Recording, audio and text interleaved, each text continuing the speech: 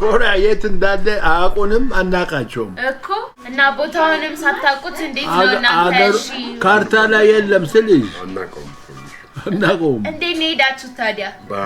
በመርከብ ነው ቻይና የኢትዮጵያ ወታደር ለመማረክ ፈልጋ አልተሟላም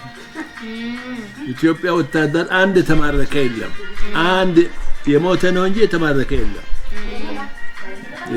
የለም እኔ ፈርሜ ተቀበልኩት ሱዳን እና ሲኦል ኮሪያ አሁን እርሶ እንደምታያት አይደለችም